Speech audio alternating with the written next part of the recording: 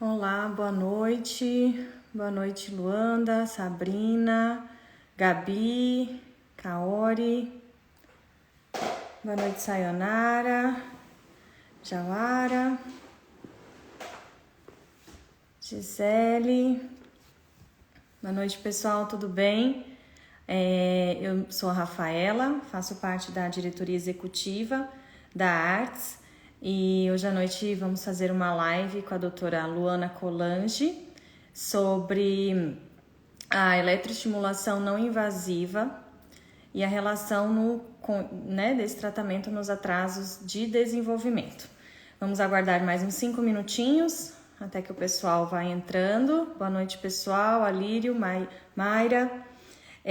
Enquanto que o pessoal vai entrando, eu vou aproveitar essa oportunidade para divulgar o ciclo de palestras científicas que vai acontecer no dia 1º de julho, é um evento da Arts, da associação, vai acontecer no dia 1º de julho, vamos começar às 8h30 da manhã, no IPT, que é um prédio que fica lá na USP, tá?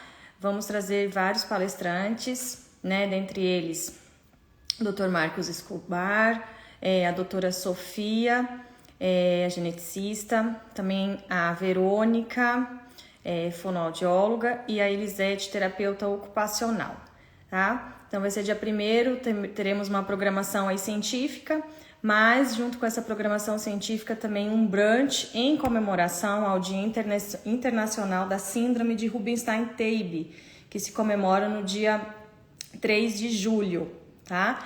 Então vamos unir esse evento científico também com um momento de confraternização, né, em comemoração a esse dia, né, sempre lembrado pela associação.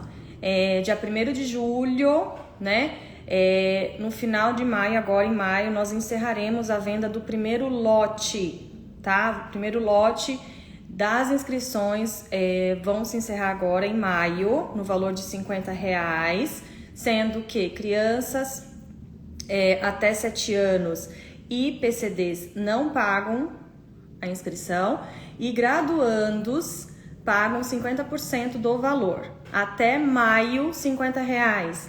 Depois, em junho, abriremos o segundo lote no valor de R$60, tá? Então aproveitem agora maio, quem ainda não se inscreveu para o evento, se inscreva, né? Lembrando que durante todo o evento teremos a monitoria do projeto independente, né? Para quem ainda não conhece, pesquisa lá no Instagram, Projeto Independente, tá? É uma equipe, a equipe da Elizabeth, uma equipe muito experiente com crianças e PCDs. Então podem deixar os seus filhos, pessoas com PCDs durante todo o evento com a equipe da Elizabeth do Projeto Independente. Vai ter uma programação bem bacana, tá? E também individualizada, né? Não precisa se preocupar, né? Vai ser bem bacana. Então, reservem a data no sábado, dia 1º de julho.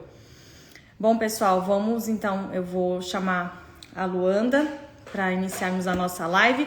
E aguardem no final da live, eu vou dar mais algumas informações do evento, sobre a temática que a gente decidiu esse ano, tá? Também aproveitar, vou aproveitar agora, fazer um apelo, né, para todo mundo que está aqui ouvindo a gente, nos ajudar, nós como Arts, nos ajudar a divulgar esse evento, tá? Nós precisamos que a nossa bandeira da síndrome precisa ser levantada, então nos ajude, não pode ir, não sei, ou vai, ajude, divulga todas as artes do evento estão no Instagram, compartilhe, marquem a Arts no compartilhamento para que mais pessoas, mais estudantes tenham acesso à informação da síndrome, tá? Então nos ajude nessa divulgação, tá bom?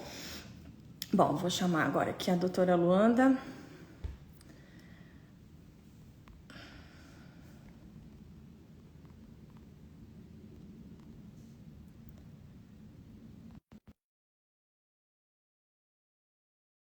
Entrando, eu vou falar um currículo dela, um mini currículo.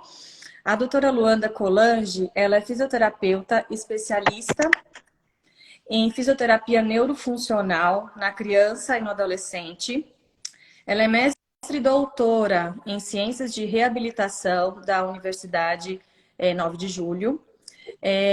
Neuromodulation Fellowship Spalding Rehabilitation Hospital, em Harvard Medical School.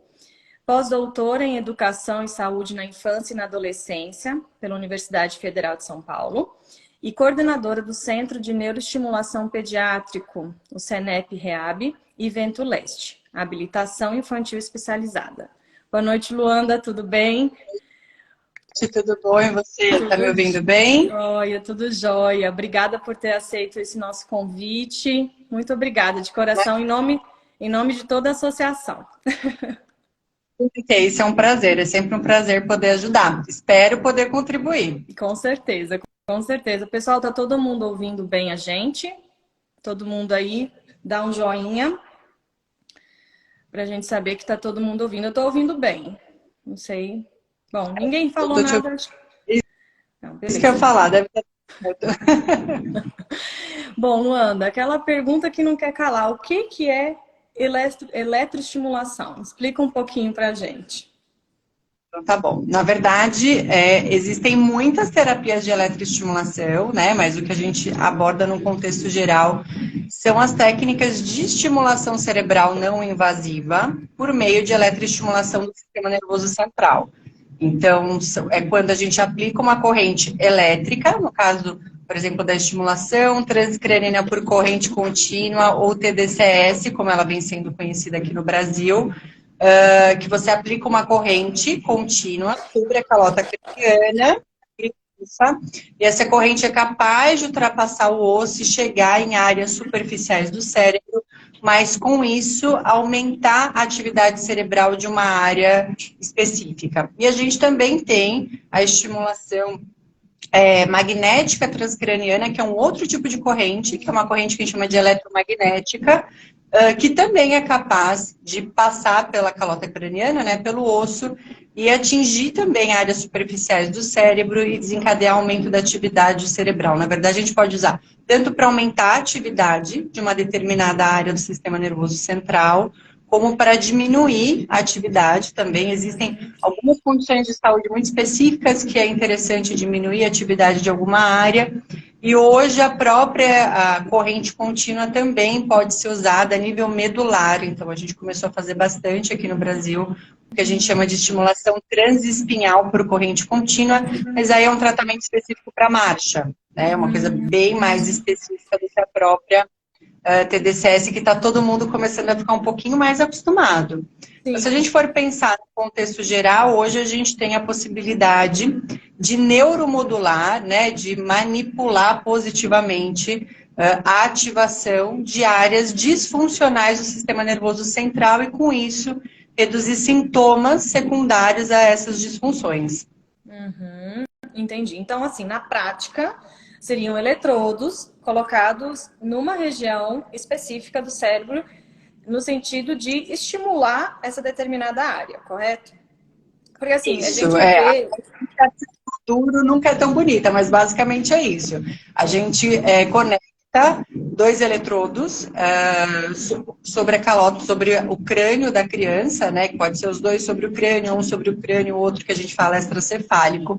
São eletrodos conectados num aparelho de corrente elétrica que manda uma corrente de baixa intensidade, que não é dolorida, mas é perceptível. Então, normalmente as crianças tentam coçar, com o objetivo de ativar uma determinada área do sistema nervoso central. Entendi. Pessoal, podem ir mandando dúvidas aqui no chat, tá? Com a evolução aqui do que vocês vão guiando aqui nossa pauta. E aí, enquanto que a pessoa recebe essa estimulação elétrica, ela é estimulada, né?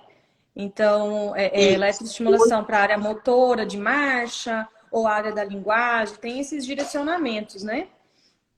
Isso. Inicialmente a gente estudava muito o efeito da estimulação isolada, um treino associado, mas o que a ciência veio provando é que você desencadeia alguns efeitos neurológicos, então você até pode facilitar a ativação cerebral, mas você não produz aprendizado ou redução de sintomas funcionais, que a gente fala. E hoje a gente faz isso associado a um tipo de treinamento neurofuncional, que pode ser para habilidades motoras, para habilidades cognitivo-comportamentais, para habilidades de comunicação. Então, hoje, basicamente, a gente tem a possibilidade de usar a TDCS para aumentar o tamanho do efeito do treinamento motor em qualquer uma desses 4 pilares, eu acho que a gente pensa na infância, né? A linguagem, ou a comunicação receptiva e expressiva, a área motora grosso, motor fino, e a área cognitivo-comportamental. Isso vem crescendo de uma forma acentuada. E o diagnóstico e o planejamento, ele é de acordo, na verdade, com 2 pilares, que né, é a condição de saúde, que a gente fala, né? Então, o que a criança tem, como que as características funcionais dela se comportam de acordo com possíveis áreas de disfunções e de acordo com o objetivo da família, né? Então, a gente tenta casar o que a gente fala que é a reabilitação centrada. A criança, né, a família, dentro do contexto neurológico mais de base da condição de saúde que ela tem. Bom, até aproveitando aqui que a gente escolheu essa temática, na verdade é porque nós aqui, até incluo pais, nós buscamos formas de estimular os nossos filhos, o que existe de possível que a gente pode usar como recurso de estimulação ou potencializar, né, uma terapia, né? Então, a eletroestimulação entraria ali como um grande up, né, de estimulação, né? E aqui Oi? E aparentemente a síndrome em especial, ela é bastante responsiva à estimulação, mais até do que grande parte das síndromes que a gente já acompanhou. Ótimo. Aqui a Rê perguntou para que casos são indicados. Depende, a gente tem algumas contraindicações específicas, né, que são pequenas contraindicações, mas implante metálico, aparelho auditivo, ausência de calota craniana e crises convulsivas multifocais entram como uma contraindicação relativa, não absoluta, mas uma contraindicação relativa, que especificamente em casos de síndromes genéticas, que eu acho que é a grande temática, é muito raro ter contraindicações, porque elas são basicamente essas. Então, tem idade mínima de 3 anos, e aí a gente entra na ausência de calota craniana, implantes metálicos, aparelhos auditivos e crises convulsivas multifocais. Mas, embora as contraindicações sejam pequenas, eu acho que o mais complexo é conseguir criar uma boa indicação e um bom planejamento terapêutico. Muitas vezes a gente vê até crianças fazendo intervenções com o TDCS e que acabam não tendo um resultado tão promissor assim, porque você exige um olhar muito específico. Se a gente for pensar na síndrome de Rubinstein, você não tem uma anatomia patológica de sistema nervoso central que te direcionaria. Entretanto, você tem uma sintomatologia clínica muito característica de disfunções de 2 grandes áreas, por exemplo, do sistema nervoso central, que é a região cerebelar e a região frontal. Então, a gente acaba analisando o tipo de disfunção que a criança tem, mesmo na ausência de uma lesão, para ver se a estimulação cabe ou não naquele momento para aquela criança associada a uma terapia. Então, é uma análise individualizada, uma leitura muito individualizada, né? E vocês ali na Senep recebem crianças e pessoas do Brasil todo, né? Como é que funciona esse planejamento? Como que tudo começa? Na verdade, todas as crianças passam por um processo de avaliação. A gente acaba tendo cuidado, principalmente com as crianças de outros estados, de triar as contraindicações e de entender superficialmente o caso, para evitar uma viagem e um custo desnecessário. Quando a família é de fora, a nossa tendência é fazer uma discussão inicialmente online para conseguir começar a construir uma perspectiva de construção terapêutica, né, de organização do caso, mas é sempre necessário também uma avaliação presencial para que a gente consiga determinar. Porque existem alguns aspectos, por exemplo, se a gente for pensar, a gente tem essas alterações motoras de base que se assemelham muito a alterações cerebelares, então um tônus um pouco mais baixo no eixo, uma base mais alargada, eles oscilam, né, mais de um lado para o outro, tem uma dificuldade de parametrização que a gente fala, de coordenação para essa motricidade fina. Entretanto, a gente também tem outro grande foco, que são as questões de comunicação e de organização das funções executivas. Então, a gente tem uma dificuldade ali de planejamento, sustentação de atenção, seletividade de atenção, que acabam gerando alterações né, de comunicação, mas que impactam em todas as atividades. Às vezes a criança tem uma dificuldade para a marcha, mas a base daquele momento da disfunção da marcha é uma alteração de funções executivas, por exemplo. Então, a gente precisa olhar com calma. Então, mesmo em síndromes, que teoricamente você tem características muito semelhantes, até que direcionaram a esse diagnóstico, o planejamento deve ser individualizado e iniciar várias e várias vezes. Eu falo, a cada vez que a gente faz uma nova intervenção envolvendo a TDCS, a gente começa do zero. A gente limpa o nosso olhar com relação àquela criança para conseguir construir naquele tempo, porque a criança está em desenvolvimento. Se a criança se manteve igual ao longo do tempo, em algum momento a gente, enquanto profissional de saúde, falhou. Sim, sim. E esse objetivo, esse planejamento é construído com a família e com os terapeutas que acompanham a criança, né? Já no dia a dia, né? Sim. De certa forma, né?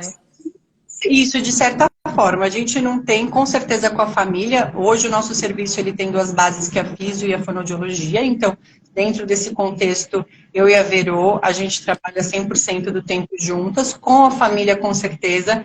Nem sempre a gente consegue ter o melhor planejamento com outros profissionais. A gente tem consciência que, muitas vezes, as linhas de intervenção mas o nosso objetivo primário, sim, é conseguir contribuir dentro do planejamento rotineiro da criança, porque as crianças de fora ficam 2 semanas sobre a nossa responsabilidade, mas eles voltam para os seus cuidados, para a equipe responsável na sua cidade.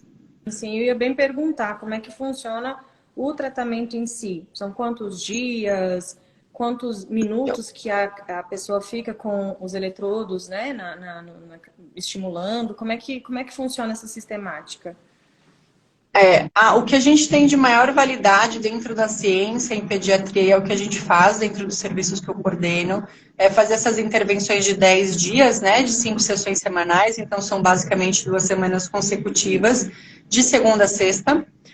A estimulação em si, ela permanece ligada por 20 minutos, que é um tempo de segurança, esse é o grande motivo. Quando a gente ultrapassa esse tempo, a gente começa a aumentar o risco de efeitos rebotes ou de efeitos adversos, mas o planejamento de intervenção de treinamento neurofuncional, ele pode variar de 50 minutos até 2 horas. Hoje a gente sabe que aplicando a corrente por 20 minutos, a gente consegue manter esse efeito de pico de aumento da atividade cerebral por até 90 minutos, em alguns casos 120 minutos. Então, depende do objetivo, depende do quadro clínico da criança. Então, a gente tem crianças que vão pontualmente para fazer uma intervenção voltada para a marcha, então ele tem uma sessão de treinamento neurofuncional por dia. Tem crianças que vão para intervenções voltadas para aspectos cognitivos comportamentais ou cognição, que tem uma única sessão. A gente também tem crianças que têm demandas de mais do que uma habilidade neurofuncional, e aí a gente tenta abranger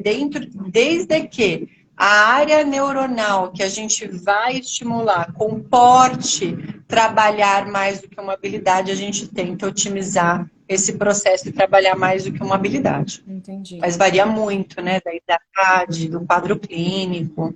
Entendi. A Gisele perguntou aqui, ó, no caso de estimulação para a fala, é interessante fazer juntamente com uma fonoaudióloga? Na verdade, quando é qualquer habilidade da fonoaudiologia, quem faz todo o treinamento neurofuncional é a fonoaudióloga, né? Então, assim, a gente, enquanto fisioterapeutas, nós somos responsáveis pela estimulação e pelo treinamento motor, e quando no meu serviço são aspectos relacionados à fonoaudiologia, quem faz toda a intervenção fonoaudiológica é a Verô, que é fono. Nós já tivemos casos que o próprio neuropsicólogo acompanhou e interviu junto com a gente, então é importante que o treinamento neurofuncional feito durante a estimulação seja feito por um especialista. E principalmente por um especialista que compreenda profundamente circuitos neuronais. Porque o que a gente sempre fala é que assim, é uma técnica neuromodulatória. Então, ela vai lá e prepara o ambiente do sistema nervoso para que ele se torne mais ativo. Mas recrutar aquela área, ativar aquela área, é de responsabilidade da terapia. Então, se você estimular uma área e fizer uma terapia que não é processada na mesma área, a gente não vai ter um efeito da estimulação. Muitas vezes as pessoas falam assim, mas eu fiz uma intervenção, não teve resultado. E a hora que você vai analisar o que aconteceu, é por isso, não houve um casamento entre a técnica, esse recurso que você fez e a área que você estimulou. Por exemplo, eu vou trabalhar o controle voluntário do membro de uma criança, da marcha de uma criança, estimulando o cerebelo, que é uma área de coordenação e equilíbrio. Então, não vai ter um casamento desse circuito, esse circuito não fecha. E aí, muito provavelmente, o nosso resultado vai ser falho, vai ser muito menor do que a gente está acostumado. Sim. Então, é um planejamento muito maior do que só a colocação dos eletrodos, que é exclusivamente a TDCS. Sim. A Verônica, a Vero, que a Luanda está falando, é a Verônica que vai participar do nosso ciclo de palestras, tá, pessoal? A Verônica, né, que trabalha com eletroestimulação também, vai estar presente no nosso ciclo de palestras da arte, dia 1º de julho. Fecha parênteses. Que é maravilhoso. A Laura, mãe da Liz, está perguntando por que estimulação vestibular é dita estimulação galvânica. Depende do tipo, na verdade, a estimulação vestibular, o sistema vestibular, ele não faz parte do sistema nervoso central. Ele é um sistema que está dentro da orelha interna. E aí, para você pegar a estimulação, você pega um processo estiloide. Então, você não está dentro, não é uma estimulação transcraniana. Eu não estou falando de cérebro de encéfalo. A gente estimula uma área aqui atrás, que é um ossinho chamado processo estiloide, para pegar indiretamente o sistema vestibular. E aí a nomenclatura entrou como estimulação galvânica vestibular. Mas para quem não sabe, a estimulação transcraniana por corrente contínua é a aplicação de uma corrente galvânica de forma transcraniana para pegar o encéfalo. E no caso do sistema vestibular, é uma estimulação galvânica vestibular. Então é a mesma corrente, com objetivos diferentes. Então, que você pode usar de forma polarizada, que a gente fala que a gente tem o anodo e o catodo, como tem equipamentos que fazem isso de forma assíncrona, né? Ele vai mudando a polaridade de um lado ou do outro, ficam 2 eletrodos aqui atrás da orelha. O único adendo real, eu acho que a esse recurso, é que você precisa ter um conhecimento muito aprofundado do sistema vestibular. Conseguir fazer uma avaliação muito bem feita para identificar o que existe de disfunção no sistema vestibular, para que você não cause uma disfunção com a corrente. Eu acho que é a mais delicada entre todas, é a mais nova e a mais delicada. Eu venho nos últimos 3, 4 anos estudando mais profundamente. A própria Belinha foi uma criança que chegou e a gente no início achou que tinha uma alteração vestibular, e eu discuti o caso dela longamente, foram meses que a gente olhava, avaliava, reavaliava. Depois a gente, por exemplo, chegou à conclusão que ela não tinha nenhuma disfunção, porque, entendam que assim, é o sistema que te dá o posicionamento da sua cabeça no espaço, do seu corpo no espaço.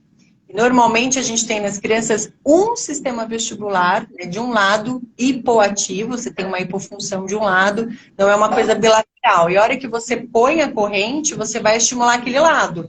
Se você estimular o lado errado, ou estimular um sistema que não tem uma alteração, você pode gerenciar a alteração e aí tem um comprometimento do equilíbrio. Tanto é que hoje a gente vem desenvolvendo um curso de formação sobre reabilitação vestibular infantil para conseguir dar uma base. Porque, por exemplo, nos pacientes que têm disfunção vestibular que a gente trata hoje, a estimulação vestibular é um dos recursos mais potentes que eu tenho no meu serviço para melhora de equilíbrio e controle de marcha. Mas ela vale esse parênteses gigante, porque também a gente vem recebendo muita complicação desse tipo de estimulação. Acabei respondendo mais do que a pergunta, mas é a mesma corrente, só que aplicada numa área diferente, com um objetivo diferente. O sistema vestibular não faz parte do sistema nervoso central. É uma linha muito tênue, né? Entre você conseguir encontrar qual que é o local exatamente e criar um problema, né? Exatamente. Tanto é que assim, eu posso dizer que eu estudo há mais de 10 anos TDCS. Quem me conhece sabe que eu sou uma nerd crônica.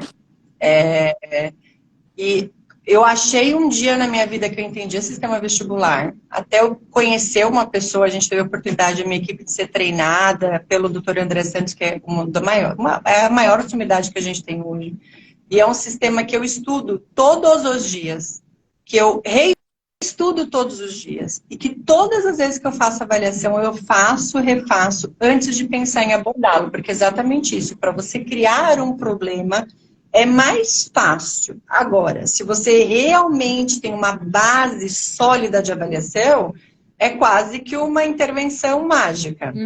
Você liga o a criança já fica mais ereta e ela já consegue se controlar melhor e é quase uma coisa visualmente falando mágica. Entendi. Mas exige, é um dos sistemas mais difíceis que eu já estudei até hoje. Eu acredito, eu acredito. Essa parte até sensorial, vestibular, eu acho assim bem cabuloso, assim, né? Para você realmente entender o que tá passando, né? Exatamente. E a gente vem de uma cultura que todas as crianças têm uma disfunção sensorial, que todas as crianças têm disfunção vestibular, que você vai balançar a criança e você está tratando. Isso é um dos sensores, não são todos os sensores, vamos dizer assim, né? Ele é um sistema sensorial, literalmente. Então, a gente tem sensores de movimento, né? Canais que vão mover o movimento da cabeça, mas todos os movimentos, não é só dentro dessa angulação e dessa angulação. E aí, quando você vai avaliar com calma o sistema vestibular, que deveria ser uma expertise da fisioterapia, você descobre um mundo paralelo. Hoje eu posso dizer assim que de 100% dos casos que nos encaminham dizendo que é uma disfunção vestibular, 30% tem disfunção vestibular. E boa parte das crianças que nunca se cogitou disfunção vestibular tem disfunção vestibular. Então, assim, falta... eu sou super reconfessa. Faltava muito conhecimento para mim abordar isso. Hoje eu consigo fazer isso com segurança, mas eu acho que é um sistema que vale um farol de alerta.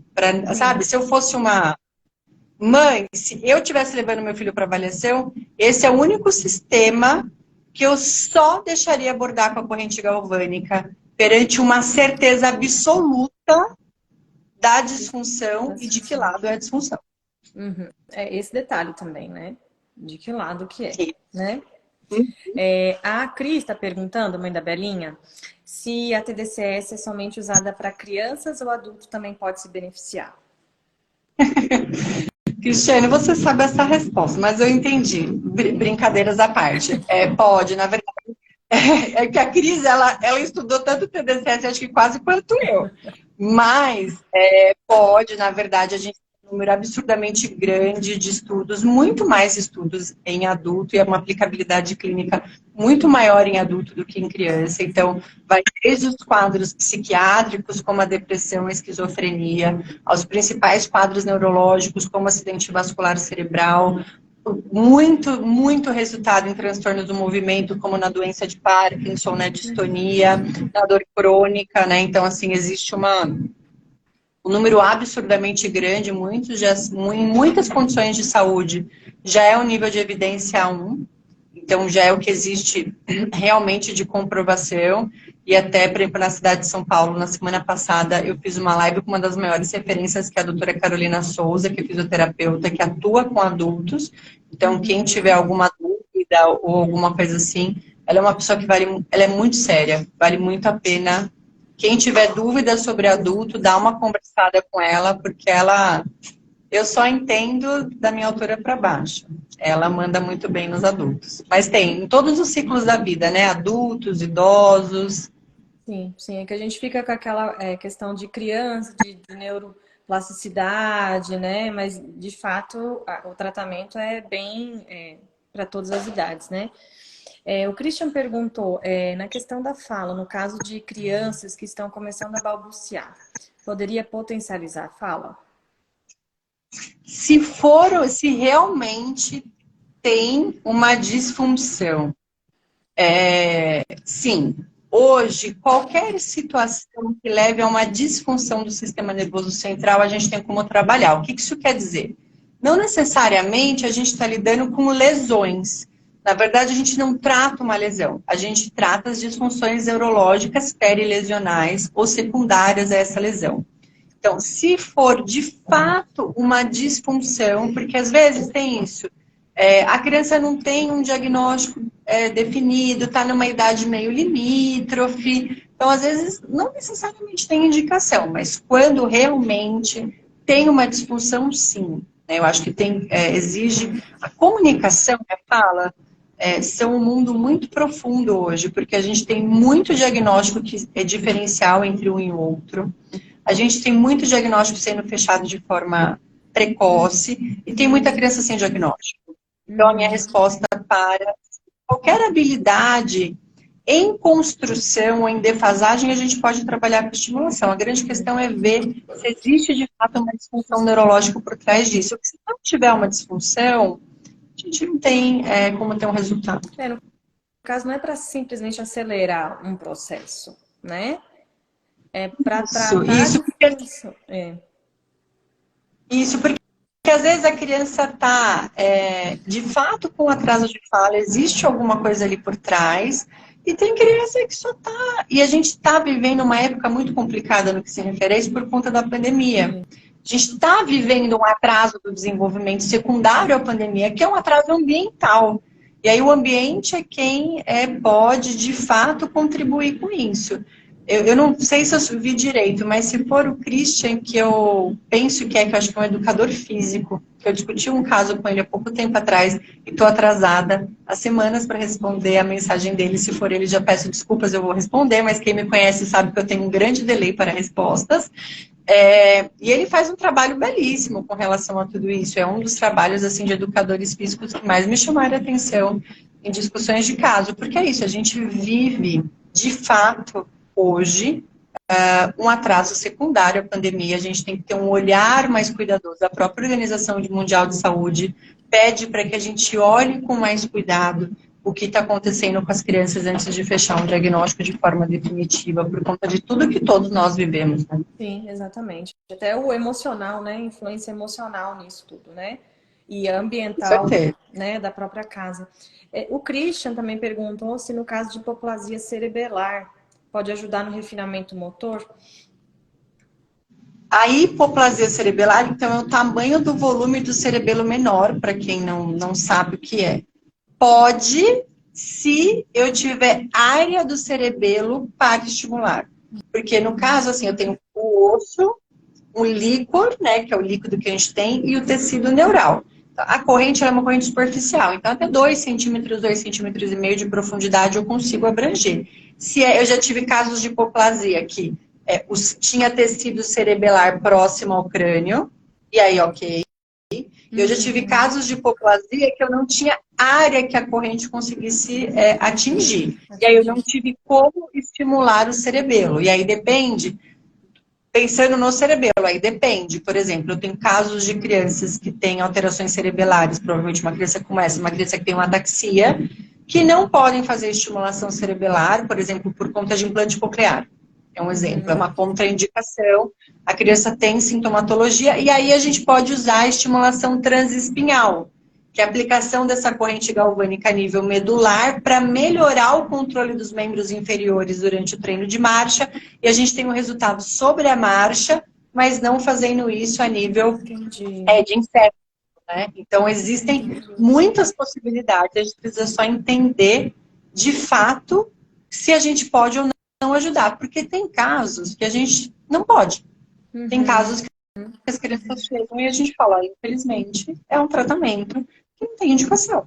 Né? Principalmente com relação à possibilidade de riscos ou a ausência de linha terapêutica que baseie uma possibilidade adequada de resultado. Eu acho que a gente tem sempre que pensar assim, um tratamento placebo, um tratamento de mentira, ele tem uma chance de 30% de melhora num paciente. Se você tiver com qualquer coisa e eu falar, olha, descobri o melhor tratamento do mundo, você vai tomar isso daqui todos os dias e te der água com açúcar, você tem a chance de melhorar 30%, que é o componente emocional que você falou. Eu acho que uma boa medida para a gente ver se um tratamento foi efetivo ou não, se ele tem chances de melhor ou não, a gente assumir pelo menos uma margem de resultado superior a 30%.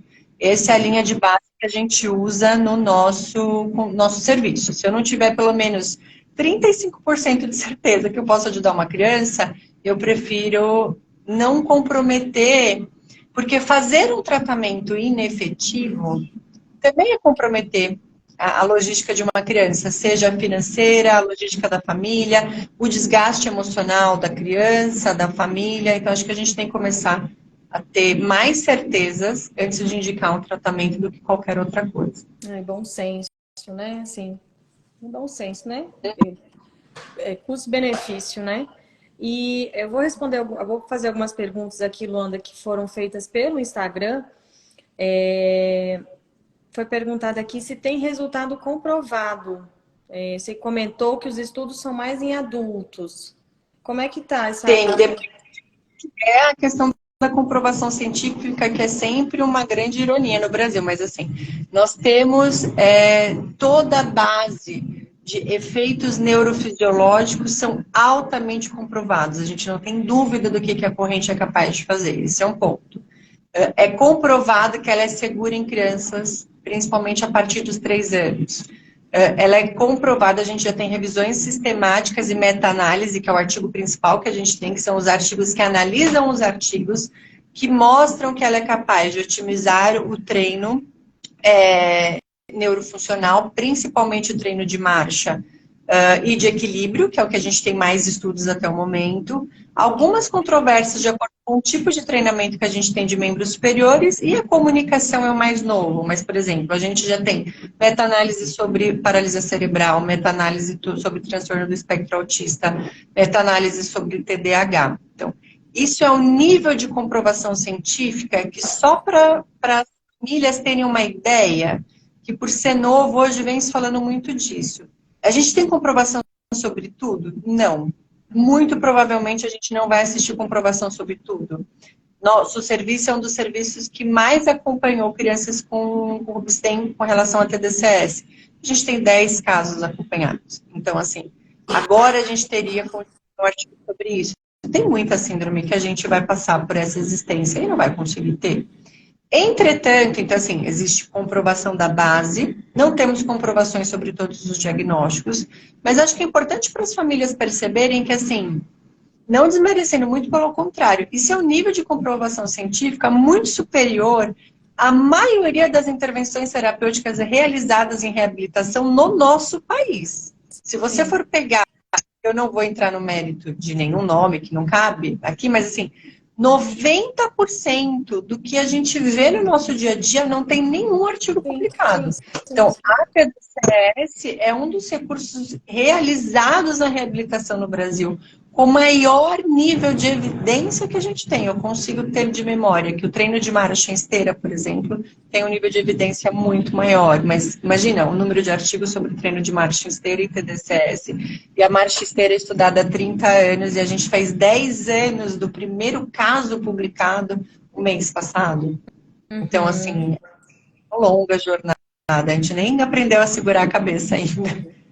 Aceitamos uma tese de um artigo sobre Rubinstein Tables e eletroestimulação transcraniana. Eu vou pegar a Verônica no dia 1º.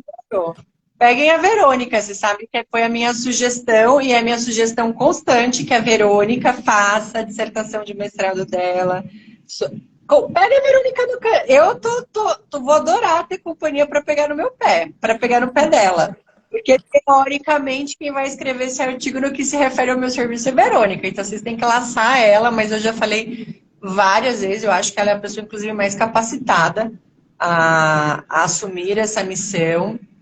E os resultados, por exemplo, você pensa 10 casos, mas imagina a incidência. você ter 10 casos de crianças responsivas, isso é uma alta tendência que a síndrome é responsiva. Sim. Entende? Não quer dizer que a gente sabe tudo, porque tudo bem, é uma síndrome rara, mas se eu pegar todos eles, ninguém recorda a personalidade do coleguinha. Sim. Não teve, a gente nunca conseguiu fazer a mesma intervenção em 2 casos, né? De forma alguma. Sim. E aí, o tópico do assunto, que vocês vão estar em várias mães, vocês fazem um montinho, fazem ela assinar que vai fazer, da minha parte, tudo bem. Ó, Verônica, você está escutando aqui, você entendeu a intimação, né, Verônica? É que a Vera, eu não sei se ela tá online o tempo todo, porque foi aniversário dela sábado e hoje é aniversário da filhinha dela, da Manu. A gente acabou. Ela entrou aqui. Eu vi que ela entrou, mas eu não sei se ela continua. Mas aqui, aproveitando a deixa, então, qual a experiência com a síndrome de Rubinstein-Taube? Quais as linhas que vocês têm feito mais para a parte motora, mais para a parte cognitivo-comportamental, linguagem? Como é que é a experiência? É isso. Hoje, embora não seja dessa forma, muitas vezes está descrito, a síndrome, eu acho que eles têm 2 grandes áreas de disfunções, que é a disfunção cerebelar. Hoje, quando eu penso em aspectos motores, aí a gente tem uma parcela de crianças. A gente pegou, agora, eu não sei dizer se foi pela idade, então, que a gente conheceu mais novos, então tinham disfunções motoras mais acentuadas, ou não.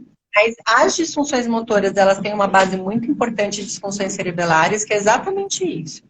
É um eixo mais hipotônico, uma base mais alargada, eles oscilam muito lateral, o que atrapalha muito porque eles não conseguem avançar de forma independente com qualidade, essa dificuldade de sustentação, de realização do movimento de membros superiores com efetividade. Eu acho que, do ponto de vista motor, essa é a característica, e quando tem disfunção, vai entrar em maior ou menor grau dentro desse contexto.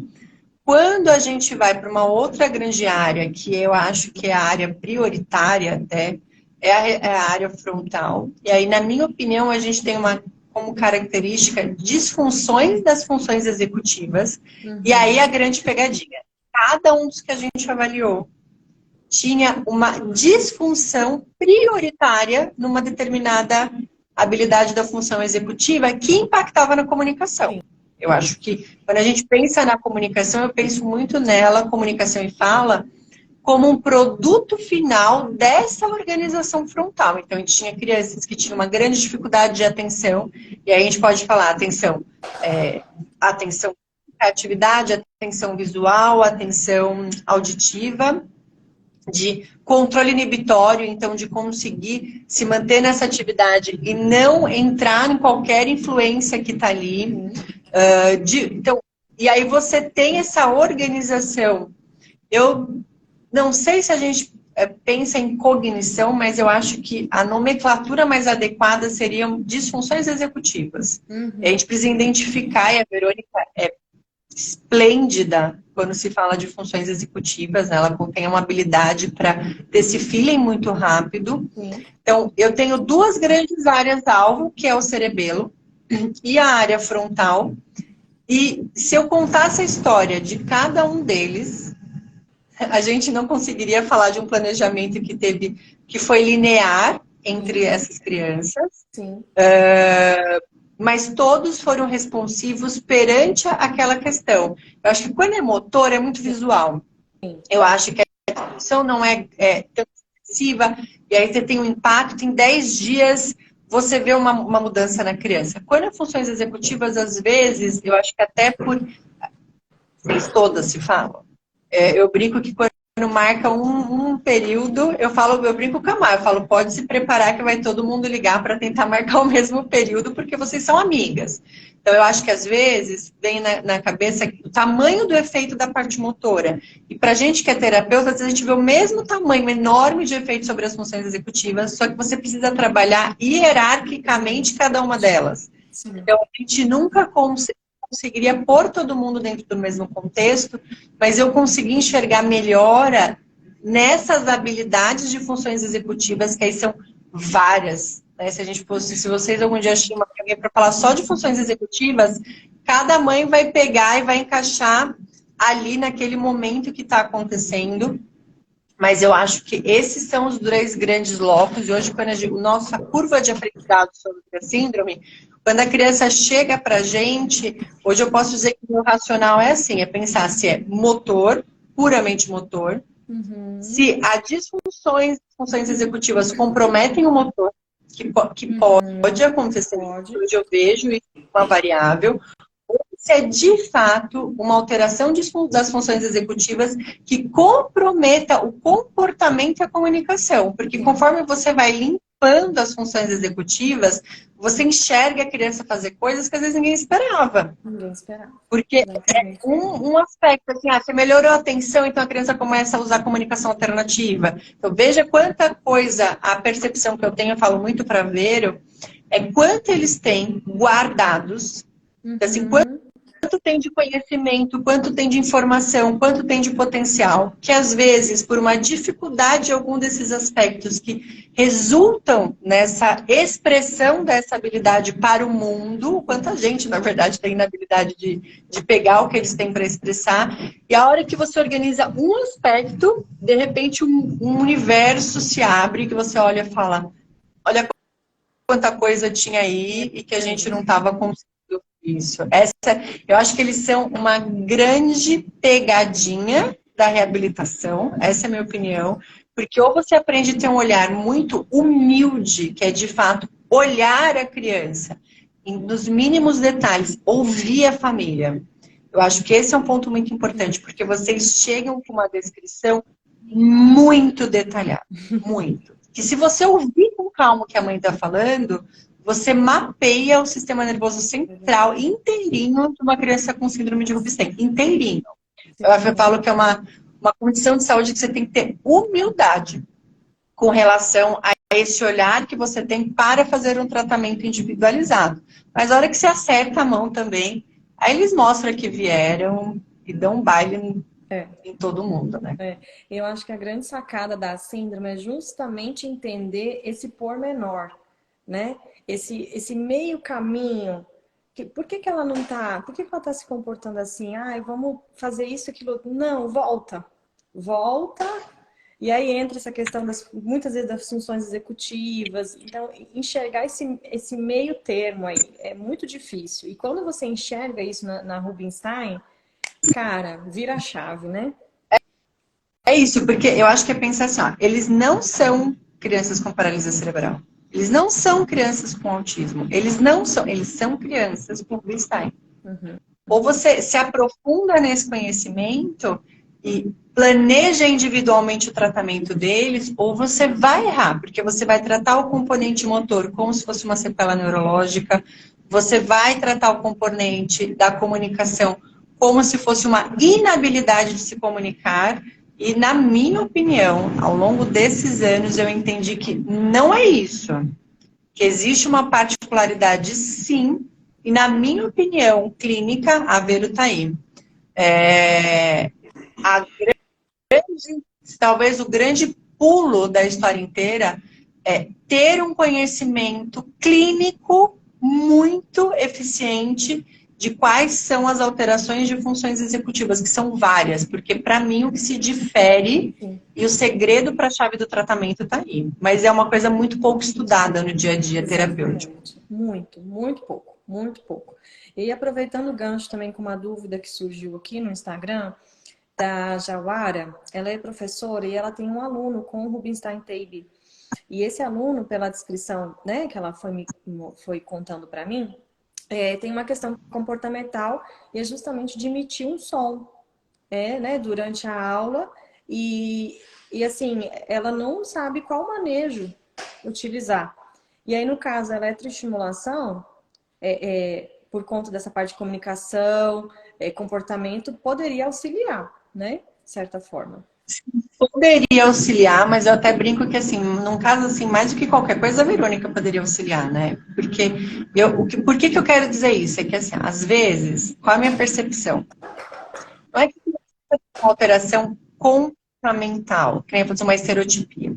Ela criou uma estratégia de comunicação. Verônica, depois se eu errar, Verônica, você me mata, me xinga aí online. Por quê? Porque a gente está com a fala. E qualquer coisa que fuja da fala, a gente acha aquilo como uma questão e às vezes não olha que pode ser uma comunicação. E hoje ainda existe um bloqueio muito grande sobre a comunicação alternativa. Ainda tem essa sensação, como a cadeira de rodas por fisioterapia, que assim, se eu indicar a cadeira não vai treinar mais marcha. Isso não é uma verdade. Muitas vezes as pessoas pensam que a comunicação alternativa vai inibir a criança de falar. Às vezes a criança precisa criar uma estratégia de se comunicar, mesmo que não verbalmente, de uma forma eficiente. Eu falo muito assim, se a criança se tacar no mercado e você pegar ela, aquilo é uma comunicação efetiva. Se você deu o que ela queria, ela se comunicou efetivamente. Às vezes a criança que está vocalizando no meio da aula, ela precisa chamar atenção, porque ela não sabe como se comportar, ou porque ela não está entendendo, não é que ela está fazendo aquilo de forma aleatória. Eu acho que isso é muito importante na síndrome. Eles querem falar, eles querem se comunicar. Estratégias para que eles se comuniquem e a gente entenda precisam ser criadas. Porque isso eu vejo em todas essas crianças. A gente nunca teve uma criança que a gente avaliou que não tinha uma comunicação. A gente não tinha uma comunicação efetiva perante a sociedade, que é diferente. Então, eu acho a minha primeira sugestão, sim, a estimulação pode ajudar, mas eu acho que vale a pena ter esse olhar para entender se isso é um meio de comunicação e o que pode ser feito para facilitar essa comunicação.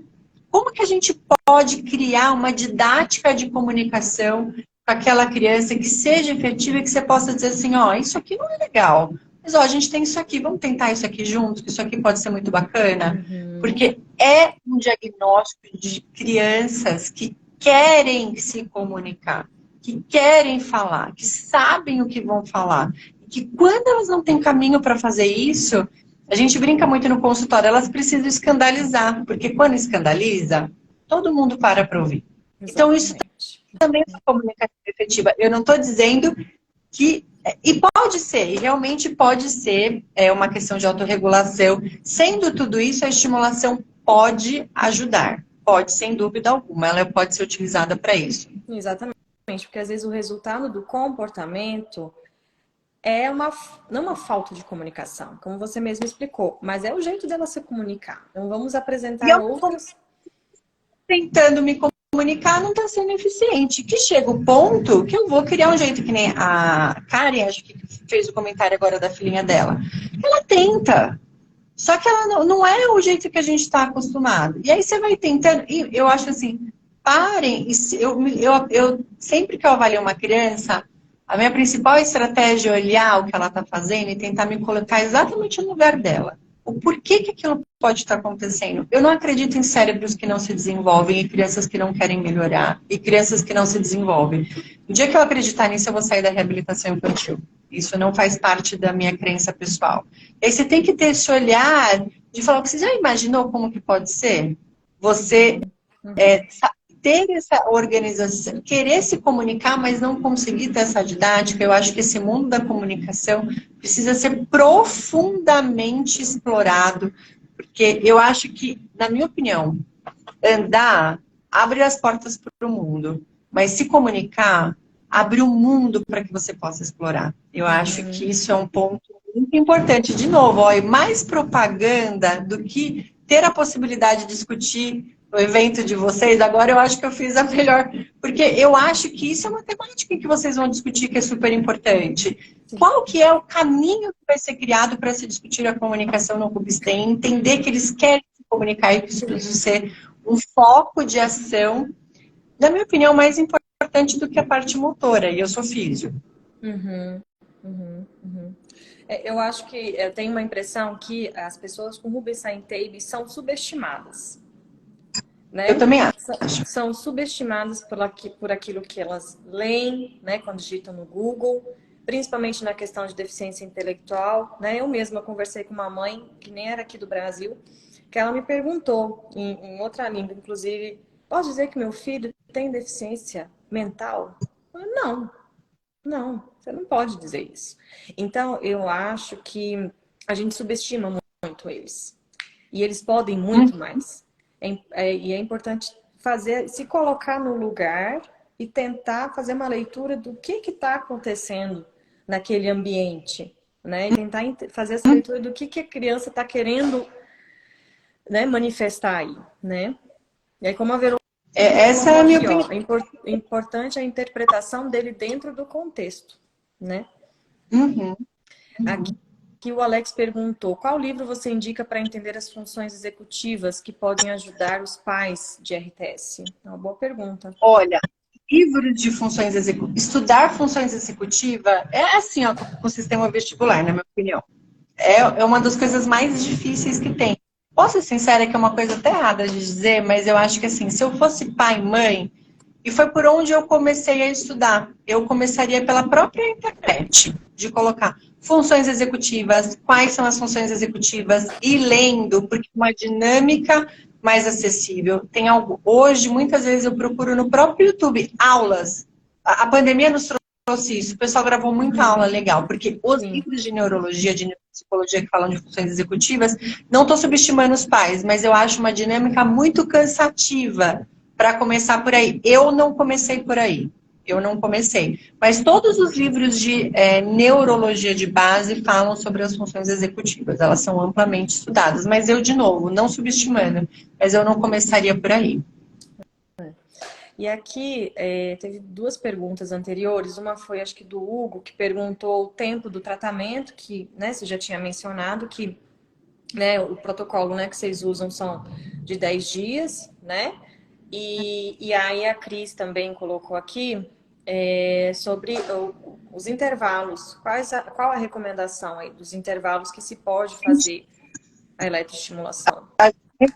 Um intervalo mínimo de 2 a 3 meses, por dois motivos. Um é o que a gente consegue ver resultados, e segundo, toda vez que você otimiza o aprendizado de uma habilidade, você precisa de pelo menos 3 meses para o desenvolvimento e consolidação do aprendizado dessa habilidade. Então, a gente respeita um intervalo mínimo de 2 a 3 meses.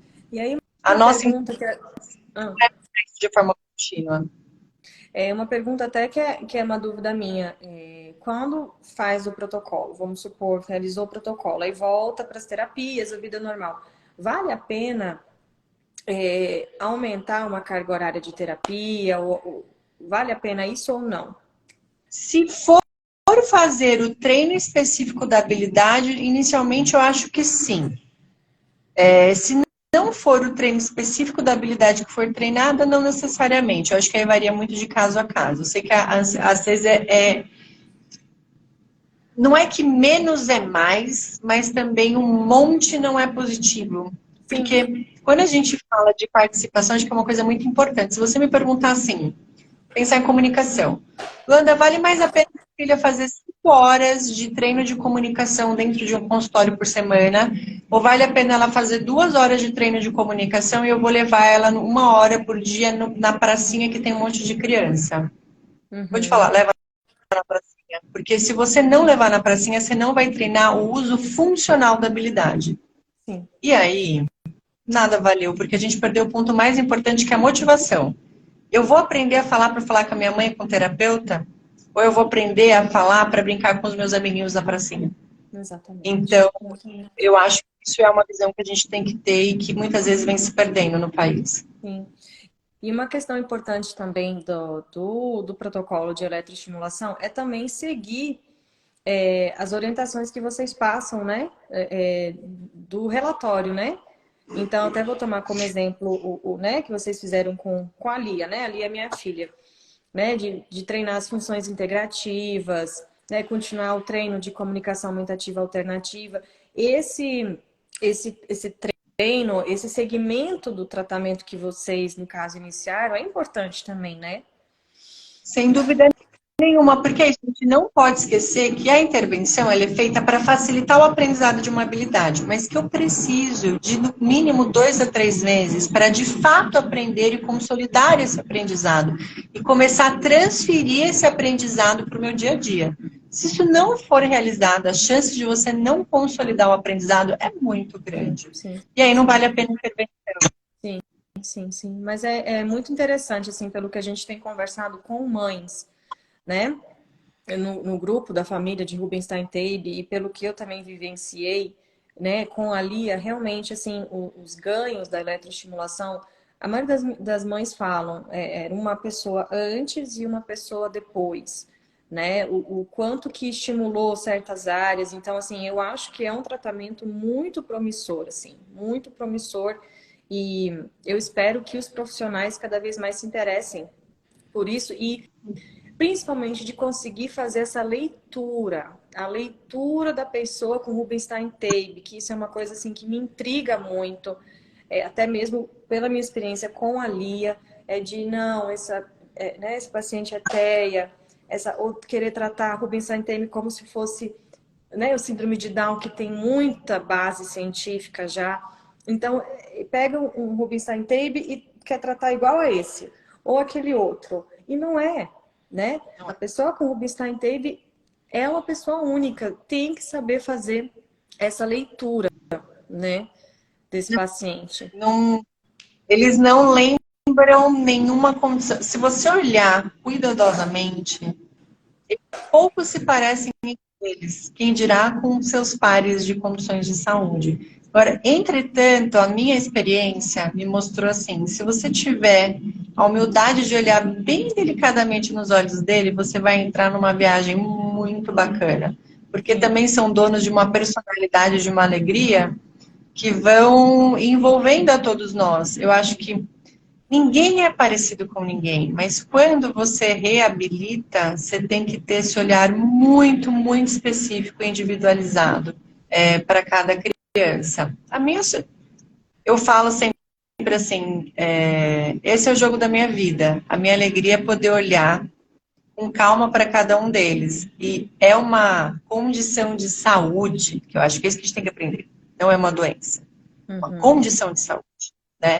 É uma condição de saúde muito encantadora. Se você tiver o coração aberto para entender o que eles têm para te dizer e o que eles querem fazer. Porque se você tentar bater de frente, você vai encarar uma péssima personalidade. Porque eu não sei como é que vocês vão sobreviver à adolescência dessa galera. Eu não quero participar da adolescência. Eu falo para vamos ajudar no que a gente pode, que é para TPM estar longe da gente na hora. Porque eu não vou querer bater com essas personalidades todas que, olha, são, né, bastante intensas. E isso, com certeza, é uma característica da síndrome. Então, eu acho, até vocês como associação, acho que a gente tem que ter uma briga importante sobre assumir o termo condição de saúde. Condição de saúde é individual para o indivíduo. Sim. Quando a gente fala de uma patologia, de uma doença, a gente põe todo mundo na mesma caixa. Quando a gente fala de uma condição de saúde, é muito, muito mais amplo e mais interessante de se tratar. Agora uma coisa... Ai, não, misericórdia. Não quero nem saber. Agora... confusão. Eu não atendo adolescente. Agora, uma coisa é consenso, né? Eles são mega espertos. A expertise deles é uma coisa assim, ó... A expertise para o mal, né? Porque, assim, eles são mega espertos para fazer o que eles querem, né? Altamente convincentes, fofo. Você sabe que tem uma física no Rio, que é muito minha amiga, ela, toda vez que eu encontro ela pergunta das crianças, ela nunca viu pessoalmente. Ela fala assim, gostar mesmo, eu gosto da Belinha. Ela fala, eu gosto de ver a Belinha na aula. Porque ela fala que é tão engraçada, ela é tão espontânea, e ela nunca viu a Belinha pessoalmente. Se você vê ela falando, você tem certeza que ela conhece a Belinha. Ela fala, Dani fala, eu gostar mesmo das suas aulas, eu gosto de ver a Belinha. Né? Então, é isso. É um mundo paralelo que a gente pode entrar e escolher ser um mundo muito mais feliz do que esse cartesiano de que todo mundo representa um CID. Sim, exatamente. Mas exatamente. Eu sou mais fora da caixinha do que dentro dela, dentro do contexto da reabilitação. Bom, gente, está muito bom o nosso papo aqui, mas vamos encerrando. Já passamos aí de 1 hora de live. E, Luanda, muito obrigada mais uma vez. É uma pena que você não vai poder estar no nosso evento, né?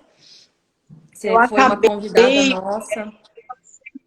Eu aceitei, fechei a data de um curso 2 dias antes do convite chegar, então, infelizmente, dessa vez eu não posso participar, mas tenho a certeza que eu vou estar na torcida. A Vero vai, e acho que não tinha melhor nome para representar o serviço do que a Verônica, essa é a verdade. Mas o que eu puder contribuir, eu sempre estarei à disposição, e obrigado tantos nomes que subiram pela confiança no nosso trabalho. Tenho a certeza que Para a gente é sempre uma alegria receber todo mundo, porque nem eu brinquei, a personalidade vai para casa com vocês, a gente fica só com a parte boa. Então, o que vocês precisarem, eu sempre vou estar à disposição. Ô, Luanda, ajuda a gente nessa divulgação do evento, nas faculdades, nos cursos. Eu mandei, quando a Cris me pediu, eu mandei, vou mandando de novo, mas eu sou realmente muito ruim de WhatsApp, de tudo disso. Então, assim, fora eu mandar, porque a Cris vai ter que me cobrar porque eu me perco, eu vou conversar com a Raquel também, que vai começar a acompanhar uma pequenininha. Eu vou pedir para. Sabe quem manda em todo mundo e faz tudo isso super bem? A Maia. Tá bom. Essas coisas pra ela. Ela manda muito bem. Eu sou horrorosa, gente, mas eu vou fazer o meu melhor. Então, o dia que a Cris mandou, eu mandei para todo mundo. Vou mandar tudo de novo. Tá bom, Luanda, obrigada, viu? Uma boa Bom, semana para você. Um beijo. vocês também. Pessoal, Beijo, fiquem tchau, tchau. aqui que eu vou falar do evento. Vou liberar só a Luanda. Então, galera, vamos falar mais um pouquinho do nosso ciclo de palestras. Aqui a Monique só está perguntando se vai ficar salvo. Sim, assim, encerrando a live, eu já vou colocar no feed, tá? Então, você pode começar a assistir lá. Nosso ciclo de palestras, para quem não estava aqui no começo, vai ser dia 1º de julho. Dia 1º de julho, vai ser em São Paulo. E... Nossa, o que tá acontecendo aqui? Vai ser no IPT, no Instituto Tecnologia, na USP, tá? É um evento científico, mas também comemorativo, porque do dia 3 de julho é o Dia Internacional da Síndrome de Rubinstein-Teibe.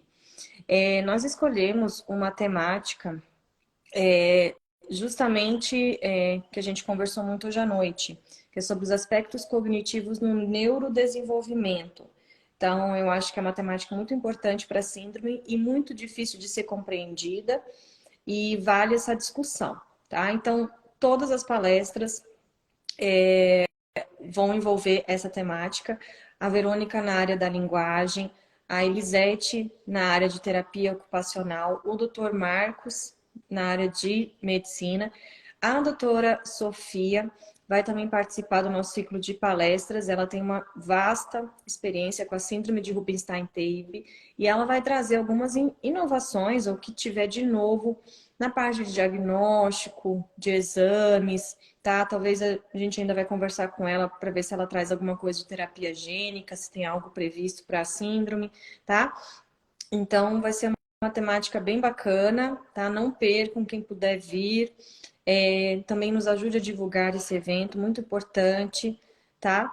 E o primeiro lote vai se encerrar agora em maio, tá? No valor de R$ 50. Crianças até 7 anos e PCDs não pagam o ingresso. E graduandos, pessoas que estão, né, fazendo aí o ensino superior, tem 50% no valor do ingresso. R$ 50 até o final de maio. Em junho, começa o segundo lote, que é no valor de R$ 60, tá? As inscrições são feitas pelo WhatsApp da Arts. A Josi colocou aqui na live. Eu vou falar aqui, quem quiser anotar, código de área 53 9993 22227, tá? Então, mande uma mensagem para o WhatsApp da Arts, que a Josi vai enviar o formulário de inscrição, tá? Então, é importante que vocês entrem em contato com o WhatsApp da Arts para para receber o link do formulário e fazer a inscrição, tá? Nosso ciclo de palestras vai começar às 8h30 da manhã. Às 18h45 nós faremos uma pausa para o brunch. Esse brunch é em comemorativo ao Dia Internacional da Síndrome. Então, vamos aproveitar para bater papo, trocar experiências, né? Eu acho que quando a gente nunca se vê, muitos não se conhecem, mas quando a gente se encontra é como se a gente se conhecesse há anos. Então, é muito legal essa convivência. Então, vai ter tempo para a gente conversar, né? E depois voltamos para o ciclo de palestras, para mais 2 palestras, e fechamos o evento com a mesa redonda, tá? Então, todos os palestrantes voltam e a gente vai começar uma discussão, tirar dúvidas. E no final também ainda vai ter tempo para a gente conseguir conversar, tá? Durante todo o evento, teremos a monitoria do projeto independente, tá? Quem quiser conhecer o trabalho, entra no Instagram, né, @Projeto Independente. Esse pessoal tem uma experiência, inclusive com pessoas com a síndrome de Rubinstein-Taube. Então, vocês podem confiar, né? A Elizabeth está fazendo uma programação bem bacana, também bem livre, para todo mundo, todas as crianças poderão ficar bem à vontade, tá? Cris, vai ficar salva a live aqui, tá? Assim que eu encerrar a live, já vai entrar no feed do Instagram, a live completa. Então, todo mundo vai poder assistir depois no feed do Instagram da Arts. Certo, pessoal? Então, aguardo vocês no dia 1º de julho em São Paulo, tá? Para o nosso ciclo de palestras científicas da Arts, tá? Conto com vocês. Boa noite. Muito obrigada por terem participado da nossa live. Outra coisa que eu queria aproveitar e falar, entrem no nosso site www.artsbrasil.org.br, acessem o nosso site, lá tem 2 formulários, um que é do censo, tá, da Arts. Queremos saber quantos somos aqui no Brasil. Esse censo foi feito há muitos anos atrás. Nós acreditamos que temos muito mais pessoas com Rubinstein-Taube do que atualmente sabemos. Então, se você ainda não preencheu esse formulário, é bem objetivo, bem simples, preenche esse formulário. Se você conhece alguém com a síndrome, envie o nosso site para que essa pessoa preencha esse formulário. Também temos um formulário de pesquisa, tá? Que futuramente poderemos talvez usar em algum artigo científico, então também é importante responder. Lembrando que o preenchimento desses formulários gera um vínculo com a Arts, mas esse vínculo não tem nenhum nenhum ônus, não gera nenhum ônus, tá? A Arts não cobra nenhuma anuidade, nenhuma taxa, nem nada, tá? Então entrem no nosso site, conheçam as nossas parcerias, preencham os nossos formulários. Tá bom, pessoal? Uma boa semana para todos e um abraço. Tchau, tchau.